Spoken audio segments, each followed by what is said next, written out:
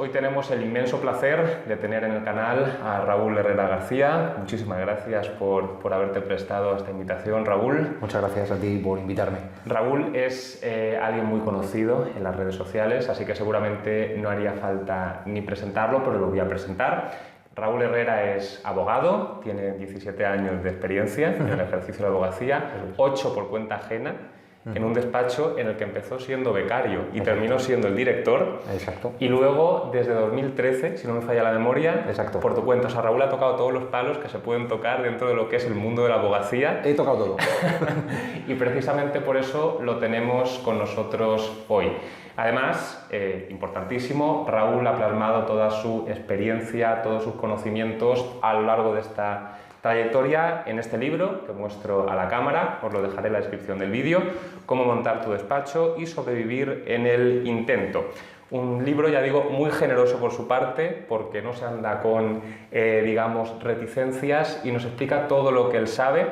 Y eso es precisamente lo que hoy vamos a comentar. La primera pregunta, un poco personal, es ¿qué te llevó a escribir este libro tan poco común en este campo, Raúl? Porque hay muy pocos libros tan específicos en este campo. Si hace un año me preguntas que iba a tener un libro un año después, te diría que no me lo creo.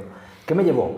Y, a ver, básicamente me llevó a que yo acabé quemado con la profesión. Estuve en una época de quemazón. Es decir, la profesión, pues son épocas que tenemos muchos, a determinados años, empiezas a ver que la profesión no te está dando satisfacción, que tienes determinadas miedos, inseguridades, o sea, un montón de circunstancias que me hacían estar muy desafecto de la profesión. Y yo en el fondo decía, pero si a mí la abogacía me gusta, claro. ¿Qué pasa aquí? Claro. Entonces lo que hice fue, en cierto modo, trabajé mucho en salir de esa época negativa, de esas sensaciones, y cuando salí dije, joder, tengo que plasmar en un libro todo lo que tengo que hacer para no volver a quemarme. Y la idea era esa, era decir, tengo que tener un librito, un guía burros, como digo yo, para tener claro todo lo que tengo que hacer para no volver a quemarme. Claro, un auténtico manual el libro, os lo recomiendo encarecidamente. Y es un libro, como decía, muy poco común. Y un libro que echamos en falta, yo hace no demasiado que salí de la carrera, y la gente joven echamos de menos que se nos informe también sobre esto, porque no todo es derecho. Al final uno tiene que saber cómo dar sus primeros pasos en el mundo profesional y se nos orienta muy poco en este sentido. Entonces yo te propongo, Raúl, ponernos en la piel de un estudiante que acaba de salir de la carrera, ir contestando a las dudas más frecuentes que se nos suelen plantear a los jóvenes graduados o los jóvenes abogados, y a partir de ahí hacer un recorrido cronológico que nos lleve hasta el abogado que quiere montar su despacho. Perfecto. Entonces la primera pregunta que se nos plantea prácticamente todos los estudiantes cuando salimos del grado es ¿en qué me especializo? He dado 1000 ramas del derecho civil, laboral, penal, administrativo, he dado prácticamente todo. La pregunta es ¿qué elijo? Y antes de eso, antes de ver qué elegimos, que seguro que nos puedes guiar, es ¿por qué tengo que elegir algo? Que en el libro dices cosas muy interesantes al respecto y me gustaría que las trasladases también a que nos oigan. Yo creo que la vida nos pone determinadas decisiones en momentos demasiado prematuros. Y yo creo que cuando uno acaba el máster de acceso a la abogacía y empieza a ejercer, es demasiado prematuro como momento para decidir qué hacer. Yo lo que creo es que un buen abogado debe conocer un poco de todo. Con lo cual, yo siempre digo lo mismo, que es mejor toca todos los palos como un principiante, pero tócalos todos, para luego el tiempo te va poniendo en tu sitio y la profesión, la especialidad nos va a elegir. Esta es la lógica. Sí que es cierto que puede cambiar un poco entre Madrid o grandes ciudades y zonas más pequeñas, ¿no? Donde hay que casi especializarse en muchas cosas para poder trabajar. Pero la realidad es que yo creo que lo mejor es como la vida, un tronco común, saber mucho y luego ya ser una rama. Ir focalizando. Focalizar una rama. Pero el principio yo creo que es bueno que veamos un poquito de penal, un poquito de familia, un poquito de civil, un poquito de laboral, un poquito de administrativo, todo para luego decir, oye, yo ya he visto todo, me he nutrido de todo y ahora me voy a enfocar en una cosa. Y sobre todo con más conocimiento de causa. Al final no es lo mismo haber estudiado Derecho Laboral que haber ejercido, aunque sea un poquito, sobre el Derecho Laboral. Todo abogado especialista es generalista, pero no todo generalista es especialista. Y esta es la clave. Todos tenemos que ser generalistas. Yo soy generalista en muchas cosas. Yo de penal sé, hago cosas, pero no estoy para llevar la Gürtel. No estoy para llevarla. Pero sé de penal, sé de laboral, pero no estoy para llevar un despido. Pero la cuestión es que hay que tener esa lógica. A la gente ahora les empujan a, no, haz tú un máster de especialización y ya eres especialista. ¿Qué especialista vas a ser si no has tocado nada en la realidad? No puede ser. Y luego, esa es otra pregunta que se me plantea a mí mucho. es sobre todo por qué me especializo. Al final digo, claro, que la especialización no solamente es pues el gusto por dominar una determinada rama, sino que luego en términos de rentabilidad también es mucho mejor. Claro. Tanto en términos económicos me da la sensación como de eficiencia, que también termina llevándonos al ámbito económico. Al final, si yo soy especialista en algo, a la 19ª vez que lo he hecho, la 20ª la voy a hacer en muchísimo menos tiempo que la primera. Claro. Si yo en cada caso tengo que empezar de nuevo. Claro. La rentabilidad. Claro. Tú llegas y dices, yo lo que hablo muchas veces, ¿cuál es nuestro mayor activo? El tiempo. Es el más importante, el tiempo. Entonces, cuando tú no sabes de una cosa, vas a dedicar mucho de tu activo, mucho de tu tiempo a formarte en eso. Claro. Y entonces dejas de hacer otras cosas. Claro. En cambio, cuando tú eres especialista, te llega un problema y lo resuelves de forma inmediata.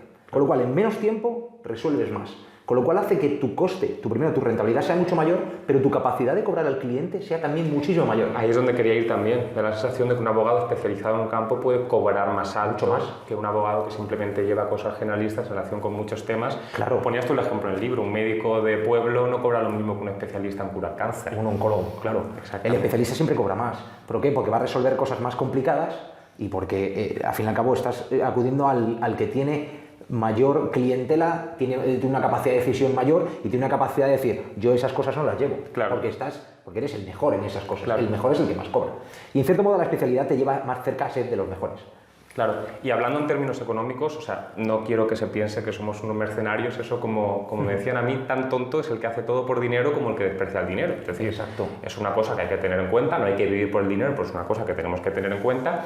Entonces, la pregunta que se me plantea a ti, que has tocado tantos temas en relación con la abogacía durante tanto tiempo, es ¿qué especialidades ves tú más rentables a la hora de decidir a qué me dedico?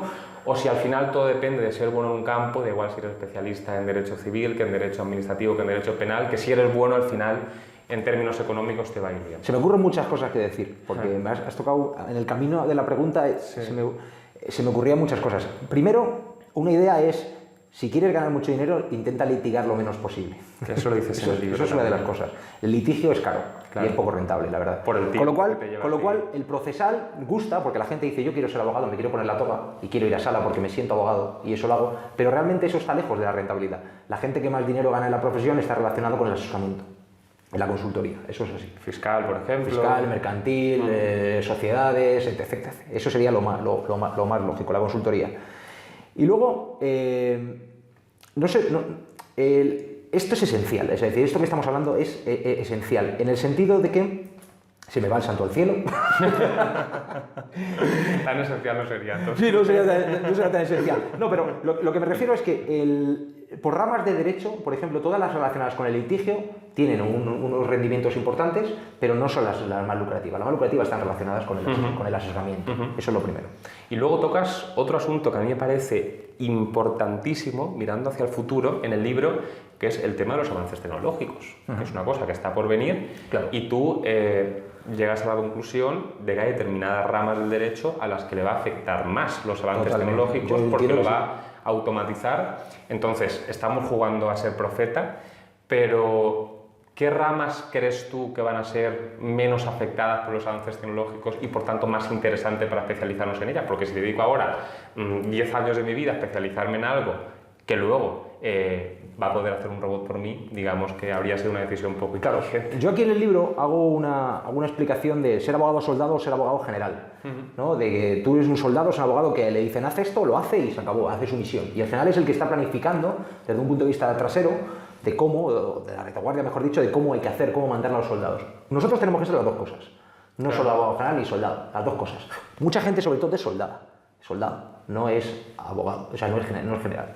Entonces, lo que tenemos que hacer es meternos en áreas del derecho donde la decisión humana sea la clave. Claro. Es decir, no donde sea... Es decir, por ejemplo, pongo un ejemplo siempre que los compañeros de cláusula suelo me van a matar, pero a día de hoy las cláusulas suelo es un tema que está muy resuelto, hay sentencias de todo tipo, con lo cual podríamos decir que un 90% de los asuntos son todos idénticos, con lo cual eso rápidamente cualquier software que desarrollen, una aplicación que desarrollen, cómo ejecutar eso sustituiría la capacidad humana, porque incluso para la resolución de un juez, porque dándole las pautas podría resolverse. Eso sería donde no hay apenas intervención humana de creación, la creatividad. Lo que no va a sustituir, yo entiendo, a corto plazo, a largo plazo ya no sé, pero es aquella intervención, aquel factor de creación e invención, donde estemos inventando cosas, donde trabajemos como un general, no como un soldado, tenemos esa lógica. Yo siempre digo, ¿no?, que entre dos puntos, la línea recta la transitan todos. Entre dos la línea más corta, pero la transitan todos. Tenemos que llegar más allá del segundo punto, tenemos que ir a un tercer punto. Y ese tercer punto no lo va a llegar ninguna automatización. Por eso como abogados tenemos que pensar, la línea entre dos puntos, la línea más corta es una línea recta, pero no tenemos que ir al segundo punto, tenemos que ir a un tercer punto. Cuando trabajemos tenemos que buscar un tercer punto para ser diferentes. Y la diferencia no nos van a sustituir por ahora máquinas, robots o automatizaciones. Y una última pregunta en relación con la especialización. Al final, cuando uno empieza a ejercer, sobre todo si ejerce por su cuenta, una cosa es que hayas sido, no lo sé, juez toda tu vida y luego decidas dar el salto a la abogacía. No, evidentemente estás especializado en los asuntos que has llevado toda tu vida y no te va a costar venderte como especialista en ese campo. Tendrías un sello de garantía. Tienes un bagaje previo, has sido socio en una gran firma durante mucho tiempo, pero el que empieza de cero y quiere ser especialista en algo, ostras, también es difícil meterte en tu torre de marfil y decir, no, esto que no es de, yo qué sé, por ejemplo, derecho penal económico, yo no lo cojo, e ir rechazando un caso tras otro, tras otro. Claro, la economía del hogar, la economía doméstica nos exige, ¿no? Nos dice, oye, yo tengo que coger casos, pero tienes que ir enfocándote. Es decir, al principio cuando tienes mucho tiempo libre porque no tienes casos, tienes la capacidad de dedicar ese tiempo a coger casos, con lo cual hay rentabilidad, porque dices, antes que no ganar nada, gano algo. Dentro de unas lógicas, ¿no? Pero claro, al tiempo, cuando vas ganando, cuando vas teniendo ya mucho del volumen de trabajo, ya tienes que saber discernir qué sí y qué no, saber decir no. Pero al principio, la pregunta que tú me haces al principio, es que especializarse de cero es muy difícil. Es que para mí es tronco, común, y por luego eso dices rama. tú que primero cojas de todo y ya poco a poco que la especialidad te vaya llegando. Claro, que es complicadísimo decir, no, yo desde el minuto uno quiero ser especialista en esto. Yo creo que lo puedes hacer si entras en una Big Four o un gran despacho y entonces entras en una rama y no es que te vayas a especializar, es que te especializan a ti. Te cogen y te dicen, solo vas a hacer determinadas cosas porque estás en un área, estoy en concursal en tal despacho de abogado gigante y solo llevo concursal, pues entonces vas a aprender de concursal. Pero realmente es un abogado que puede tener luego de ciertas carencias de otras cosas. Ojo, que si solo sé de una cosa desde el principio, ¿qué tanto abogado dejo de ser? También es, oye, tienes carencias si no ves otras cosas. Claro. Cerramos este bloque, Raúl. Más o menos hemos respondido a la pregunta de salgo de la carrera, ¿en qué me puedo especializar? Una pregunta que se nos plantea también mucho a los estudiantes o la gente que está estudiando ahora es ¿qué hago con mi formación? ¿Me meto en un máster? ¿Hago una tesis doctoral? ¿Directamente me dedico al ejercicio? Si yo quiero ejercer, una cosa es que quieras ser profesor o quieras ir por otro camino. Pero si yo quiero ser abogado, hago la carrera, hago el máster que me habilita para ejercer la abogacía, ¿qué recomendarías tú hacer? Hombre, yo creo que la marcha se demuestra andando y lo mejor es entrar en un despacho. Claro, el tema es cuando no entramos en despachos o no hay sitio para nosotros. Eso ya lo podemos hablar, pero si podemos entrar en un despacho es lo mejor, porque vas a empezar a ver la profesión de verdad. Mucha gente, que es una de las cosas que antes te iba a decir cuando has medio saltado al cielo, mucha gente de las... Sí que era esencial, sí. mucha gente que es por donde me viene a mí la vocación de poder escribir el libro y hacer todas esas cosas, mucha gente me dice, es que yo, claro, estoy ejerciendo ahora y es que a mí esto no me lo había contado nunca nadie. Nadie me ha dicho esto. Tú me estás enseñando cosas que nadie me ha hablado. Entonces, constantemente me dicen eso. De hecho, fue una de las cosas que me motivó a hacer el libro, ¿no? Y es así. Es decir, si tú entras en ejercicio, vas a ver determinadas cosas. Hay una barrera que yo le he visto. ¿Cuánta gente entra en derecho? ¿Cuánta gente la acaba? ¿Cuánta gente empieza a ejercer? ¿Y cuánta gente deja el ejercicio? La criba sí. La criba es brutal. ¿Por qué? Porque el ejercicio llega un momento y dice, joder, esto no es lo que yo pensaba.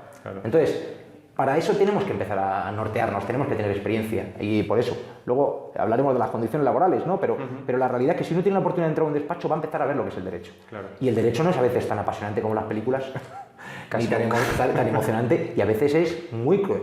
A veces es muy cruel, ¿no? Yo recuerdo en penal, yo decidí no hacer penal cuando estuve en las prácticas, cuando acababa el practicum de mi carrera, me tocaba la audiencia provincial penal, vi un par de delitos y dije, yo esto no quiero verlo en mi vida. Claro. Pero tuviste que verlo para tomar la decisión. Tuve que verlo para verlo. Vi allí en unas prácticas que eran jugado a decidir un crimen y dije, yo esto no quiero verlo. Exactamente. Nunca más. Dijiste una cosa en Twitter, corrígeme si me equivoco, hace tiempo, que me encantó, en relación con los libros, precisamente. Decías algo así como que a ti los libros que te importan como abogado, otra cosa es el hobby, el interés que uno pueda tener, pero como abogado lo que te interesa son los libros que te permiten ganar un juicio. Ya está, punto. ¿De dónde bebes tú? ¿De qué fuentes bebes tú precisamente para adquirir esa información?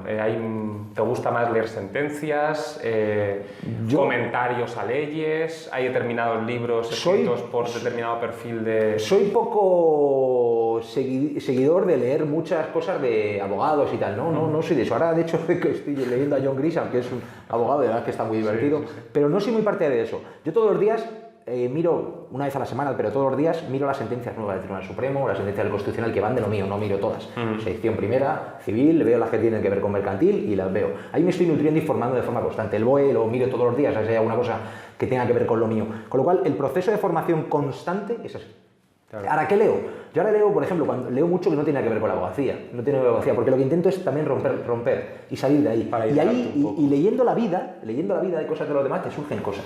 Claro. Pero sí que es cierto, hay buenísimos escritores de abogacía, pero no tendría ninguno de referente, la verdad, no sabría decirte. Es que con sentencias se aprende mucho. Es que yo creo que se aprende más que nada. Es que yo creo que con las sentencias se aprende más que con cualquier otra cosa. Sí, yo todos los días, fíjate, es muy sencillo, meto en Zendog las últimas 50 sentencias de la sala civil, sala primera.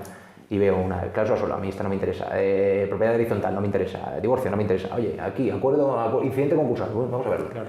Y esa sentencia me la guardo y pongo a una nota para mí. Y tengo una sentencia muy buena guardada, que ahora mucha gente me pregunta, pues mira, tomando esta. Y es una cosa que estoy haciendo últimamente, que antes lo hacía menos, ahora lo hago últimamente, y con el Constitucional igual, y te da una base muy buena para estar muy al día. Y luego es decir, no tanto ver sentencias de audiencias provinciales, no, Supremo. Claro, Supremo que son las que mandan. Claro. Es una forma que hago. Bueno, Raúl, ya sabemos a qué nos queremos dedicar, más o menos tenemos una idea vaga de lo que queremos hacer. Experimentar. Hay que experimentar, hay que meterse en un despacho. ¿Qué hago? ¿Cuenta ajena? ¿Cuenta propia? Quiero empezar de cero la profesión. ¿Qué recomiendas tú? Porque hablas en tu libro de la importancia del mentor y estoy muy de acuerdo yo contigo. Yo creo que lo ideal para un emprendimiento es entrar en un despacho y aprender de alguien. Entrar a un despacho y aprender, tener un mentor y aprender de alguien. Para mí es lo ideal, es el escenario ideal. Y llevado un tiempo, das el salto. Es el mejor trámite, la mejor forma de hacerlo. Ahora bien, ¿qué nos encontramos a día de hoy? Mucha gente que está en despachos que no le pagan o que en unas condiciones pésimas que ni siquiera aprende. Y está en condiciones paupérrimas, que no encuentra otro despacho, que no tiene solución. Entonces dice, yo desde el minuto cero me tengo que montar. O sea, no lo están decidiendo, es que no les queda más narices. El libro lo que pretendo darles es una pincelada de decir, tener en cuenta estas cosas, chicos, chicas, claro. Tener en cuenta estas cosas. Ahora, lo que es esencial en todo caso es el mentor, alguien que te tutele. O sea, es decir, nosotros, un abogado que empieza del primer día no tiene conocimiento para empezar del primer día. Puede llevar cosas muy chiquititas, pero otras no. Hay un coste de oportunidad que es en la propia formación. Sí estoy dispuesto, sí estoy capacitado para llevar un monitorio, para una ejecución, para llevar un cambiario, cosas que sean más o menos sencillas, pero no estoy para llevar una casación, por decir cosas más complejas, por un ejemplo. ¿Qué pasa? Que en ese procedimiento, como uno se desarrolla es estudiando mucho, pero también teniendo un mentor que nos vaya corrigiendo, porque es que si no nos vamos dando unas leches... Y la seguridad que le da uno y la tranquilidad que le da saber que todo lo que estoy haciendo, aunque lo haga yo, pasa por un filtro que le da el ok y no estar presentando escritos constantemente. Claro. Sí. Y luego la profesión, que lo explico, la profesión se sigue manejando como una profesión de toda la vida, de aprendiz, oficial y maestro. Entonces, nosotros para ser oficiales tenemos que tener un maestro, y el maestro nos tiene que enseñar, tenemos que crecer. Y luego los maestros, a la vez, la gente que tiene experiencia, también tiene que ser consciente de aportar eso hacia abajo. Y entre todos hacer una profesión mejor. Yo creo que es una cosa de vasos comunicantes. A raíz de lo que dice, me surge una pregunta. Es muy subjetiva porque depende de las características de las personas. Los más pudientes a lo mejor pueden optar por una decisión, los menos por otra, pero ¿hasta qué punto consideras tú que uno cuando empieza el ejercicio de la profesión tiene que poner por encima la formación que el salario? Es decir, al principio... Es un debate duro. A ver, lo ideal es que te paguen de acuerdo a la ley y que te formen, ¿no? Lo digo mirando desde nuestro punto de vista. Sí. O sea, desde yo empecé con ¿hasta qué punto me compensa a mí decir, bueno, voy a cobrar no demasiado, pero me están formando? Claro, lo que no compensa, o sea, lo ideal sería esto, que te paguen bien y que te formen, lo ideal. Ahora bien, la realidad es que la gente que nos vea va a decir, pues a mí ni una cosa ni otra. Yo siempre digo que si te pagan bien y no te forman, pues dices, bueno, pues qué mal menor, ya te formas tú. Pero ahora bien, si no te pagan y no te forman, tienes que salir de ahí. Eso no vale. Porque ya que tienes que pagar un peaje, porque la realidad es que nos hacen pagar un peaje de entrada, pues por lo menos que te den algo. No digo yo que esto sea lo ideal, no lo es. Pero por lo menos que te den algo. Y ya que te van a pagar mal, por lo menos que te den mucha formación, mucha experiencia. Pero insisto, para mí lo ideal, y yo creo que deberíamos exigirlo, es las condiciones laborales mínimas. Llegado un momento, en el libro tú por lo menos así lo recoges, parece que es más rentable montártelo por tu cuenta que seguir toda la vida en el despacho de otra persona. ¿Cuándo llega el momento, más allá del caso excepcional, o no tan excepcional lamentablemente hoy en día, de decir es que me lo tengo que montar por mi cuenta ya? Pero ¿cuándo llega el momento en el que si uno más o menos está a gusto en un despacho, claro, dice, ahora? Yo estaba a gusto. Y lo dije, pero porque llega un periodo de maduración en un sitio en el que tú has agotado todas las etapas. En mi caso fue que agotar todas las etapas. En otra gente puede ser porque realmente le va. Es decir, no estamos hablando de gente que se vaya quemada y me voy porque estoy quemado, que también. Estamos hablando de gente que dice, no, es que yo quiero montar mi despacho, quiero tener mi misión empresarial, mi misión como abogado, quiero crecer, hacerlo de mi manera, quiero ser empresario. Esa es una decisión. Otra decisión es, oye, estoy quemadísimo, aquí no tiro ni para arriba ni para abajo, me voy a ir a montarme por mi cuenta. Hay 1000 circunstancias. Yo siempre digo que se hagan dos preguntas que se tienen que hacer. En el momento que se hagan dos preguntas es, ¿soy capaz de conseguir clientes?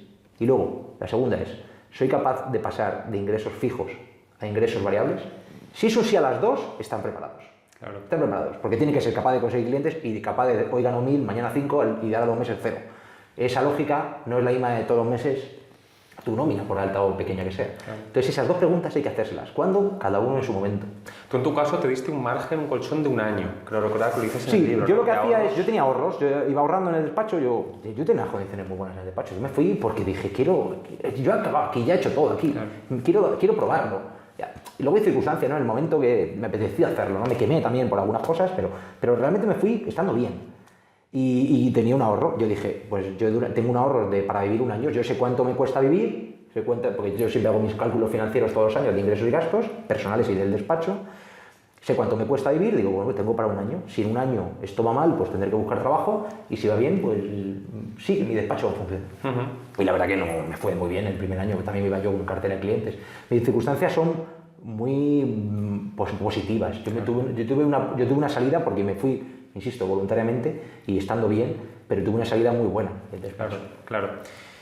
Y luego, además de tomar la decisión, evidentemente uno tiene que tener una infraestructura detrás. Entonces, me gusta mucho porque desmientes muchos mitos que incluso yo tenía interiorizados a la hora de tomar la decisión de montarme un despacho. ¿Qué tengo que tener para poder dar este paso? Porque, pues, evidentemente, el hombre no vive de ilusión, o sea, tengo que tener una infraestructura detrás que me permita ejercer la abogacía. Por ejemplo, tú comentas en el libro que no es necesario tener un despacho, que es una de las fuentes principales de gastos. Claro, yo en esto soy muy anarquista. No me lo parece, hoy en día con las facilidades tecnológicas que hay. A ver, yo siempre digo que no vamos a gastar cosas que no nos aporten nada. Claro. Entonces, tú llegas y dices, ¿un cliente me va a pagar por el despacho? Pues cuando estamos empezando, no, porque no, bueno, una gran marca pues tiene que tener un gran despacho, pero estamos empezando. El cliente va a pagar por tu conocimiento, por tu disponibilidad, por el trato que des al cliente, que se lo tendrás que dar en algún sitio. Pero no necesita una gran infraestructura. Yo, por ejemplo, con los coworking, centros de negocios, se puede dar. Las reuniones con los clientes no tienen por qué ser en un despacho que sea muy caro, sino puede darlas yo las he dado durante muchos años en la propia oficina de mi cliente, si son empresas, en hall de hoteles donde le venga bien al cliente, que se aparque bien y no tenga que entrar a la gran ciudad, en una cafetería. Depende. Que incluso te lo van a agradecer. A lo mejor un empresario dice, es que prefiero que vengas a mi empresa o prefiero que vengas al hotel en el que yo estoy alojado que tener que irme yo a las 6 de la tarde al centro de la ciudad, pillar tráfico y tirarme 3 horas intenta aparcar. Claro. Que ahora encima lo podemos solucionar más con Zooms, Teams, o llamar a WhatsApp, lo que sea. Pero el despacho no es esencial. Para mí el despacho no me da clientes. Lo que da clientes es mi cabeza, mi tiempo, mi dedicación. Ahora, que puedo tener un despacho que me lo puedo permitir, pues muy bien, pues perfecto. Pero no, las formas, el despacho no lo necesitas para trabajar, lo necesitas para los clientes. Para los clientes, si encuentras un sitio, no necesitas nada. Ahora, ¿quién más necesita un abogado? Un abogado necesita un ordenador con internet. Y ya está. Y un móvil.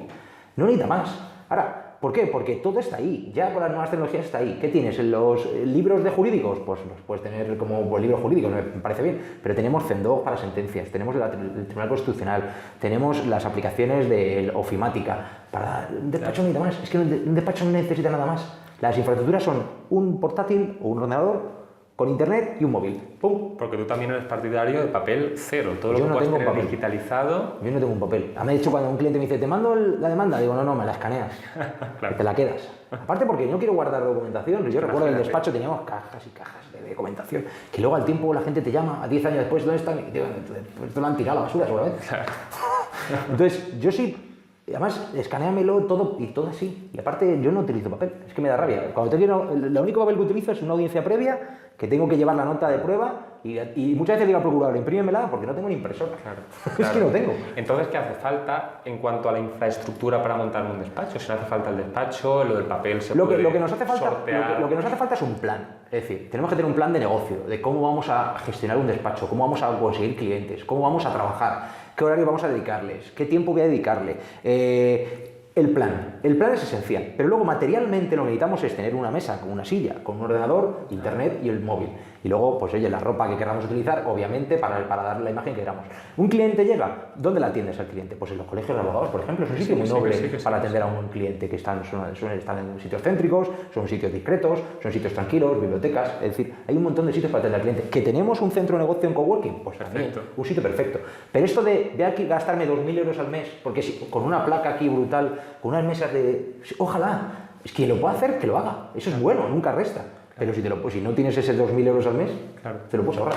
Bueno, y más allá de la infraestructura, evidentemente están los clientes, porque de nada sirve a que te montes un tinglao si luego no tienes No va a nadie. a quien- Pero a quien atender. yo siempre... Además el cliente tiene una lógica de, uy, este despacho es muy chulo, me vas a cobrar más. Tienen esa lógica. Incluso Claro. la gente lo dice, no, me vas a cobrar mucho, ¿no? Porque esto es un sitio muy chulo. Y a la hora de captar clientes, la pregunta que me surge a mí y que nos surgirá a todos, esta es la pregunta del millón, es claro, ¿cómo hacerlo? Porque una cosa es, pones este símil en el libro, que me parece muy acertado, y comparas la abogacía con una especie de piedra gigante que cuesta mucho moverla al principio Y luego- una vez que la mueves ya va Ya no rodado, para, ya unos no para. abogados te remiten a ti, Claro. los clientes por el boca a boca te van recomendando, pero al principio, para mover esa piedra, ¿cómo se hace o cómo Claro, lo has hecho tú? Yo en el libro, y además soy honesto, yo en el libro no soy un experto en marketing y siempre digo, no creo que con el libro alguien sepa conseguir un cliente, porque yo no sé de marketing. Lo que sí sé es decir a la gente, el marketing y la publicidad es esencial, tenéis que dedicar tiempo en ello. Ahora bien, ¿cómo he hecho yo y cómo creo que habría que hacer? Yo lo que creo es, primero hay que darse a conocer en nuestro círculo cercano de qué somos. Cuando nos singularizamos en el sentido de yo soy abogado, sí, pero abogado de todo, no, abogado de esto. Dejamos de recibir otras cosas, pero la gente empieza a oírnos, a hacer oído de que somos abogados de una cosa determinada. El día de mañana se acordarán. Nuestro círculo cercano, en redes sociales. Las redes sociales son una herramienta que ahora mismo es cojonuda para hacer esto. Mucha gente con los perfiles cerrados. Dice, ¿pero por qué tienes un perfil cerrado? Abogado, perfil cerrado. ¿Cómo te van a conocer? No es que pongo cosas, pues no pongas cosas. Si te da vergüenza, porque yo pongo muchas cosas, y otras no las pongo porque creo que no hay que ponerlas. Pero si te da vergüenza, no las pongas, hazte otra cuenta, pero la gente tiene que conocerte. Entonces tenemos que estar presentes. Y las redes sociales nos brindan la posibilidad de conocer a gente de muchos sitios. Y luego cambiar el chip, de que nuestros clientes están cerca nuestro, ¿no? Los clientes están donde sean. ¿Por qué? Porque no somos el médico de pueblo, sino queremos ser el especialista oncólogo. Y a Houston va un montón de gente a curarse de oncólogo, porque son muy buenos. Es un símil muy exagerado, pero es así. Si somos buenos y estamos en... yo qué sé, en cualquier pedanía de cualquier zona, la gente va a ir. Porque eres bueno. Es decir, que el bueno está en Oviedo, pues a Oviedo vamos. Esto es una pregunta que me ha surgido a mí mucho tiempo mientras hacía la carrera, lo he comentado con compañeros y les pasa lo mismo. ¿Hasta qué punto, si uno quiere empezar por su cuenta siendo muy joven, la juventud en esta profesión es un lastre? Es un lastre.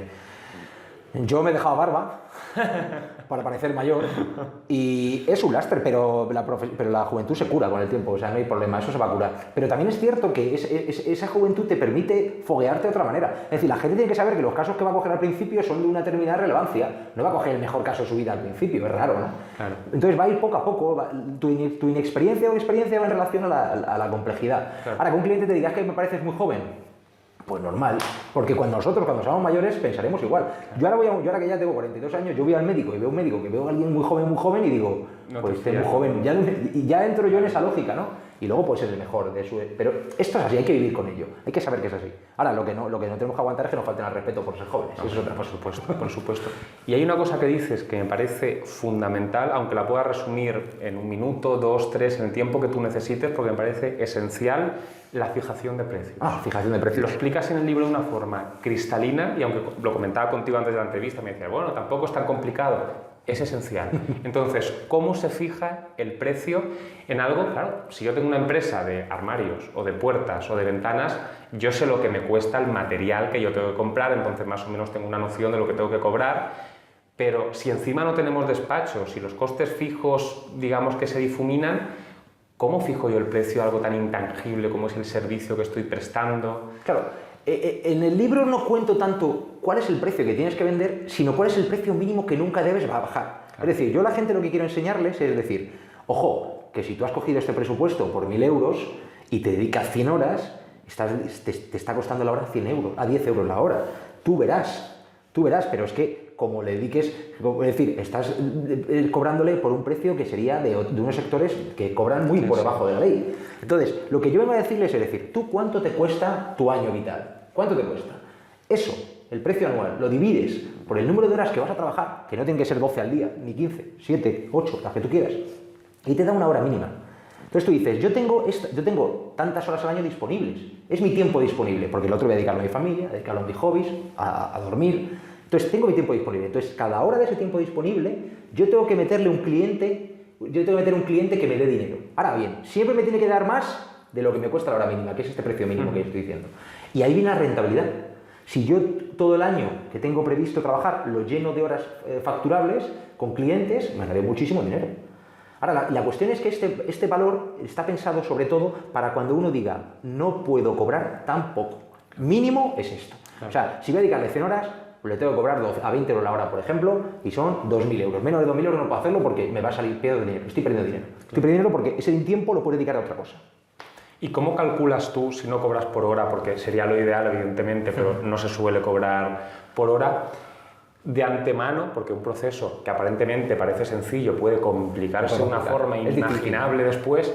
Entonces tú, desde el minuto 1, ¿cómo calculas y dices, bueno, estos son 3.000 euros, o 4.000, o 5.000, o lo que sea? ¿Cómo haces esa previsión del tiempo que te va a llevar el caso, la complejidad? Lo que estábamos hablando antes era el coste mínimo, ¿no? Luego el coste siguiente es decir, el mínimo mío son 10 euros, es decir, mi coste anual me supone que cada hora que trabajo estoy gastando 10 euros, gasto 10 euros. Ahora, mi precio de mercado son 60. Entonces tú calculas y dices, bueno, pues un juicio ordinario pues son 30 horas más o menos, ¿no? Pues 30 horas, pues multiplicas 60 por 30, empiezas a sacar ordinales, empiezas a sacar números, ¿no? La cuestión es que es cierto que te equivocas, la cuestión es que no hay que pillarse los dedos, no hay que ir a locos a decir bajo a muerte para que me lo coja porque me pillo los dedos, porque el problema es suyo, no mío. Claro. Y cuando te pillas los dedos el problema es tuyo, no suyo. Entonces le damos la vuelta a la tortilla. Entonces es cierto que con la experiencia vas también viendo mejor un procedimiento. Pero claro, yo digo, un juicio ordinario normal menos de 3.000 euros, ¿se puede cobrar en un juicio ordinario normal menos de 3.000 euros? Se puede cobrar. A ver, si es un tema que es sota-caballo o sota, sin rey ni caballo, pues bueno, pero realmente dice, hombre, audiencia previa, contestación a demanda, el juicio, los incidentes que haya por medio, luego hablar con el cliente, reuniones, tal, oye, pues es un número de horas. Yo digo, el precio mínimo es este, ahora de aquí para arriba. Pero para abajo no. Claro. Cada uno que ponga su precio mínimo, pero el mínimo. No es que como es un cliente le pongo... Es que cuando cogemos algo por esos precios, estamos convirtiendo su problema en el nuestro. Y ahí empezamos a tener una pérdida de independencia, claro, etc. ¿Y cómo fijas tu precio de mercado? ¿Te remites a los baremos que existen? No, yo tengo fijado un precio. ¿Otros compañeros? Claro, yo más o menos he visto... A ver, yo he hecho una cosa que es intentar, oye, tanto la hora, lo acepto, pues entonces mi precio es este. Vale. Ojo, es como funciona el mercado. Si alguien lo está dispuesto a pagarlo, está poniendo un precio. Exactamente. Entonces así de sencillo. Ahora, de pronto, claro, si pones 30 euros la hora, te la acepta todo el mundo. 40, 50, 100, 120, claro. 200, te has pasado. Claro, también es... Hay una lógica, luego hay una lógica de que hace la gente como tú que hace, ¿no? Y luego aparte, hay otra cosa de rentabilidad, que es que a mí, cobrando esto, aunque los demás cobren más, yo soy rentable, con lo cual pongo este precio y soy atractivo. ¿No? Yo, por ejemplo, que trabajo en mercantil, yo compito con empresas que son mucho más caras que yo.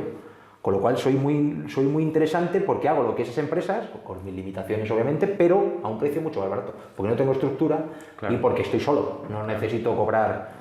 O sea, el otro día me contaba un cliente, ¿no? Me decía, no, es que nos cobra la hora 500 euros la hora. Claro, pero tiene una infraestructura que mantener a lo mejor... Sí, bueno, pero el cliente decía, pero ya, yo no puedo conozco a ti, conozco claro, a él y sois iguales, claro, y me cobra... No puedo pagar esto. Y una pregunta en relación con la fijación de precios, aunque también tiene que ver con la infraestructura que yo tengo. Si me monto un despacho, te montas un despacho, te empieza a ir bien la cosa y te llegan cada vez más casos. ¿qué haces? ¿Subir los precios o contratar a gente? ¿Qué decisión te parece más inteligente? Hay tres. Subir precios, una. Contratar a gente, dos. O trabajar muchas más horas. No, eso es una mala decisión. Y la otra, saber decir no. Claro. Hay que saber decir, oye, yo no te puedo llevar este caso. Porque nosotros tenemos que poner nuestro... Es igual que nuestro activo es nuestro único activo, o sea, el tiempo es nuestro único activo, nuestro prestigio es esencial. Entonces, si tú quieres dar una calidad, porque tu despacho tiene una misión de dar un servicio de calidad, una cierta excepcionalidad o cierta excelencia, tú sabes que cuando tienes tiempo libre para dedicarlo a un tema lo vas a hacer bien, pero cuando estás saturado, claro, lo que haces es hacer como que sacas el agua del barco que está achicando. Entonces, tienes que saber cuántas horas disponibles tienes, cuánto volumen tienes ya cargado, cuánto puedes asumir más, lo que hablamos antes, de saber, oye, yo voy a trabajar este año 1.700 horas. Pues 1.700 horas, las tengo suscritas, no puedo meter más. Claro. La otra opción es trabajas más horas, contratas a personal o dices que no. Claro. ¿Por qué? Porque estás perdiendo prestigio también. Cuando contratas a una persona que te subalterna, no tiene por qué dar la misma calidad. Eso puede notarse bajar. Claro. Entonces, depende de qué misión tengas tu despacho. Pero yo lo que nunca recomiendo, y siempre lo digo, nunca recomendaré, es que la gente asuma más horas. Claro. Porque una cosa es un pico puntual, una vez, y otra cosa es el vivir en el pico. O sea, es que hay gente que vive en el pico. Claro. O sea, está la zona roja está aquí y todo el rato vive en el otro lado. Para mí eso es un ejemplo de mala coordinación, de haber cogido demasiados casos que no deberías haber cogido, haberlos cogido demasiado baratos y a entrar en una dinámica muy jorobada. Una dinámica que va más allá de lo profesional, que afecta a lo personal, afecta a la salud, afecta a la salud, al estrés, a todo. Claro. Acabas hecho un desastre porque estás desbordado. Y cuando estás desbordado no. Claro. Y aparte, lo digo en el libro, un abogado cansado es un mal abogado. Entonces tú necesitas estar fresco para ver una cosa y tener tiempo para... Si nos pasa todos los días con los jugados que están hasta arriba y saturados, que hacen una resolución que es un cortapega de otra porque viene con un problema, o despacho de abogados que hacen cortapegas porque la gente va saturada. La calidad y la excelencia está en tener tiempo para tu cliente. Y eso requiere que le cobres bien, que te pague bien y que tú le dediques un tiempo que necesita. Una última pregunta, Raúl. Eres un abogado excepcional en el campo de las empresas, derecho mercantil, derecho concursal, has hecho 1.000 millones de cosas bien, salta a la vista, pero uno aprende de sus errores. Uno aprende de sus errores y dice, ostras, esto no me vuelve a pasar. Entonces, para terminar, me gustaría preguntarte qué error o qué fallo has podido cometer en la gestión del despacho, en un caso concreto, en lo que fuera, que dijeras, esto no me vuelve a pasar y que haya sido algo crucial a partir de ese momento para ti en cuanto a... Pues esto que acabo de decir al final, coger demasiado trabajo e ir la vida sin vivirla. Claro. Ir completamente volado, lo que se llama, ir volado. La vida te va llevando, tú no sabes dónde vas, tú sigues avanzando, no dedicas tiempo a las cosas, cometes errores pequeños que luego tienes que volverte loco para subsanarlos. Eso puede perjudicar algún día al cliente, eso no te lo puedes permitir. Nosotros tenemos un pacto, como los médicos, ¿no? Un pacto hipocrático de no hacer daño a nuestro cliente. No podemos hacer daño a nuestro cliente. Y a mí lo que me pasó, una época era, estabas saturado. Claro. Cuando tienes estrés y estás estresado, tienes estrés es como un perro que da vueltas sobre sí mismo, que no para quieto, pero no avanza a ningún lado. Claro. Entonces, el estrés realmente tú te hace la sensación de que estás muy activo, pero no estás avanzando a ningún lado. Y entonces hay que parar, hay que saber decir no, hay que ordenar todo eso, que para eso me dice mi libro Guía Burros, para avanzar mucho más despacio, pero mucho más determinado, mucho más claro la misión. Bueno, pues con esto termina la entrevista, Raúl. Ha sido un auténtico placer y, insisto, os recomiendo a todos su libro, Cómo montar tu despacho y Sobre el intento, donde profundiza en todas las ideas que hemos comentado y os aseguro que os va a gustar. Hasta la próxima.